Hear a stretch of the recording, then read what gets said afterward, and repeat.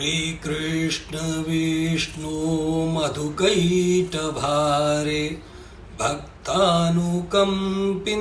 भगवन् मुरारे त्रायस्व मां केशवलोकनाथ गोविन्द दामोदर माधवेति श्रीकृष्ण गोविन्द हरे मुरारे हे नाथ नारायण वासुदेव श्रीकृष्ण गोविन्द हरे मुरारे हे नाथ नारायण वासुदेव। वंदे कृष्णम जगद्गुरुम। आज हम 33वें श्लोक से 35वें श्लोक तक का अध्ययन करने का प्रयत्न करेंगे। अर्जुन अपनी स्थिति का वर्णन कर चुके हैं। आगे वो अपनी मनोदशा का वर्णन करते हुए कहते हैं कि येषाम् अर्थे कांक्षितं नो राज्यं भोगा सुखानि च तयिमेव स्थिता युद्धे प्राणान् त्यक्त्वा धनानि च आचार्यः पितरः पुत्राः मातुलः श्वशुरः पौत्राः श्यालः सम्बन्धिनस्तथा एतान् न हन्तुमिच्छामि ज्ञतोऽपि मधुसूदन अपि त्रैलोक्यराज्यस्य हेतुः किं नु मही कृते। अर्जुन कहते हैं कि येषाम् अर्थे कांक्षितम, येषाम् अर्थे जिनके लिए, कांक्षितम माने चाहा गया था, जिनके लिए हम चाहते थे, नो माने हम, अस्माकम, जिनके लिए हम राज्यम, राज्य चाहते थे, भोग चाहते थे और सुख चाहते थे, यानी जिनके लिए हमको राज्य भोग और सुख की इच्छा थी। त इमे ते इमे वे ये लोग अवस्थिता युद्धे, युद्ध में अवस्थित हैं। प्राणान् त्यक्त्वा, प्राणों को छोड़कर, और धनानि च, और धन को भी छोड़कर, यानी प्राण और धन को छोड़कर वो लोग यहाँ पर युद्ध के मैदान में हैं। हमको राज्य भोग सुख किस लिए चाहिए थे? सबके लिए चाहिए थे, केवल अपने लिए तो नहीं चाहिए था। परंतु जिनके लिए हमको राज्य की इच्छा थी, भोग की इच्छा थी, सुख की इच्छा थी, वो सब तो यहाँ पर उपस्थित हैं, युद्ध में मरने के लिए तैयार हैं। सुख क्या है? अनुकूलतया वेदनीयम सुखम, प्रतिकूलतया वेदनीयम दुखम। जो अनुकूल हो, अनुकूलतया जो हमको वेदना प्रदान करे, माने ज्ञान, अनुकूलता का अनुकूल प्रतीत हो, वही सुख है। जो प्रतिकूल प्रतीत हो वो सुख है, दुख है। और दोनों का साक्षात्कार, सुख दुख आदि का जो साक्षात्कार आत्मा को मन के द्वारा होता है, उसी को भोग बोलते हैं।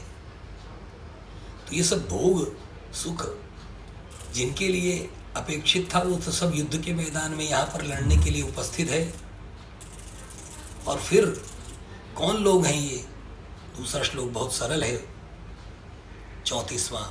वे लोग आचार्यः पितरः पुत्रास्तथैव च, उसी प्रकार से पुत्र और पितामहः, दादा इत्यादि, मातुलाः, मामा, श्वशुराः, ससुर, पौत्राः, पोते, श्यालाः, जो साले, संबंधिनस्तथा, अन्य जो संबंधी हैं, वे सब जिनके लिए हम ये सब सुख सामग्री इकट्ठा करना चाहते थे, वो सब तो यहाँ पर युद्ध के मैदान में अपने प्राणों की आहुति देने के लिए तैयार हैं। इसलिए एतान न हन्तुमिच्छामि, इसलिए एतान न हन्तुमिच्छामि, एतान इनको मैं न हन्तुम इच्छामि, मारना नहीं चाहता हूँ। घ्नतः अपि मधुसूदन, घ्नतः इनके द्वारा मारा जाता हुआ भी मैं इनको मारना नहीं चाहता। ऐसा एक वीर, श्रेष्ठ वीर योद्धा बोल रहा है कि ये मुझे मार भी दे तो भी मैं इनको मारना नहीं चाहता। और कहता किस लिए? अभी त्रैलोक्य राज्यस्य, अरे अभी त्रैलोक्य राज्यस्य हेतु हो किम नु मही कृते, किम नु मही कृते, माने पृथ्वी के लिए क्या, त्रैलोक्य से राज्य से कृते हेतु हो, अभी त्रैलोक्य के तीनों लोगों के राज्य की इच्छा के लिए भी मैं इनको मारूंगा नहीं। इनके द्वारा मारा जाने पर भी मैं नहीं चाहता कि मैं इनको मारूं। वास्तव में वैराग्य की चरम पराकाष्ठा है। थोड़ा अगर शास्त्र में गहरा उतरें, थोड़ा सा गहरा उतरें, तो वेदांत शास्त्र में साधन चतुष्टय संपन्न प्रमाता अधिकारी ऐसा बताया कि 4 साधनों से संपन्न जो प्रमाता है वही वेदांत शास्त्र का अधिकारी है। उनमें जो पहला साधन है वो विवेक है, सदसद वस्तु विवेक। वस्तु वहाँ पर ईश्वर के लिए शब्द प्रयोग है, ब्रह्म के लिए, तो उसका एक तो विवेक हो। दूसरा है वैराग्य, जो अर्जुन में चरम पराकाष्ठा तक पहुँच गया, विवेक वैराग्य। तीसरा है षट संपत्ति। षट संपत्ति शम, दम, उपरति, तितिक्षा, समाधान और श्रद्धा, ये षट संपत्ति है। इनका अधिक विवरण करेंगे तो विस्तार अधिक होगा, परंतु संक्षेप में फिर भी चर्चा करते हैं कि शम, मन को श्रवण आदि विषयों के अतिरिक्त अन्य विषयों से मन को निवृत्त करना, ये शम है। शम धातु शांति के अर्थ में नहीं है, शम माने श्रवण भी ऐसा होता है, निशम्य सुनकर, ऐसा प्रयोग संस्कृत में प्रयोग होता है। दम दूसरी संपत्ति है षट संपत्ति में, जिसमें इंद्रियों से उनके विषयों को दूर करने का प्रयत्न होता है। उपरति, वो इंद्रिय उन विषयों को ग्रहण ही न करें, उससे उपरमण माने रुकना। तितिक्षा चौथी संपत्ति है, सुख दुख आदि द्वंद्वों को सहन करना ही तितिक्षा है। फिर समाधान नाम की पंचमी संपत्ति है, और इसमें भी व्यक्ति इन सब से मुक्त होकर अपने साधन की ओर प्रवृत्त हो, बिल्कुल इनसे मुक्त रहने का प्रयत्न करे।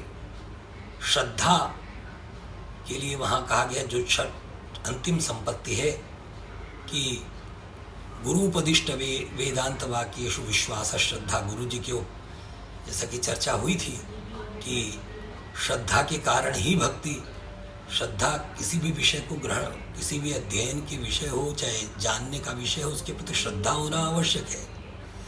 तो श्रद्धा, गुरु द्वारा उपदिष्ट वाक्यों में श्रद्धा, जो भी विषय हम अध्ययन कर रहे हैं उनके प्रति श्रद्धा होना पहला आवश्यक है। ये गीता श्रेष्ठ शास्त्र है, इसके अध्ययन की ओर हम उन्मुक्त हो रहे हैं, ये हमारा परम सौभाग्य है। यह श्रद्धा की पराकाष्ठा है अगर हम इस शास्त्र के प्रति अत्यधिक रुचि से प्रेरित है तो। और चौथा, षट संपत्ति के बाद जो चौथा साधन है वो मुमुक्षुत्व है। मुमुक्षुत्व, मोक्ष प्राप्त करने की इच्छा मुमुक्षुत्व है। तो ये साधन चतुष्टय है, अर्जुन में ये पर्याप्त मात्रा में है। आज शास्त्रीय विषय अधिक हो गया, हम व्याकरण के विषय में चर्चा करें तो येषाम अर्थे कांक्षितम नु, ये अर्थे स्वतंत्र रूप से भी प्रयोग कर सकते हैं। मम अर्थे, ममार्थे, तवार्थे, तुम्हारे लिए, इसके लिए ये प्रयोग होता है। और त इमे, ये प्रयोग है। ते इमे ऐसी संधि हुई, अयादि संधि होकर फिर यह का भी लोप हो गया।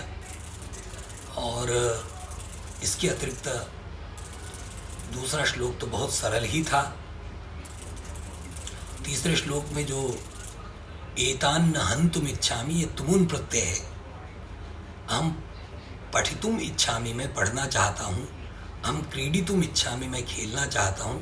ये तुमुन प्रत्यय हिंदी में ऐसा अनुवाद करने का प्रयत्न करें तो के लिए के अर्थ में धातु से लगता है।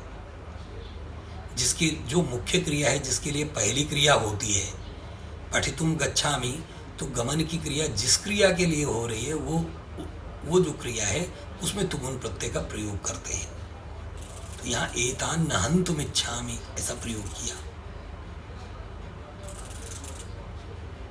और अपि त्रैलोक्य राज्यस्य, ये एक अलग प्रकार का प्रयोग है कि किम नु मही कृते, यानी भूमि की बात तो अलग, भूमि तो भूमि है। अपि त्रैलोक्य राज्यस्य हेतु हो, मैं त्रैलोक्य राज्य की भी इच्छा नहीं करता हूँ। इस अर्थ के लिए इस प्रकार का अपि शब्द का प्रयोग हुआ है। आज के पाठ को हम यहीं पर विराम देते हैं। सर्वेषां मंगलम कामये, वंदे कृष्णं जगद्गुरुं।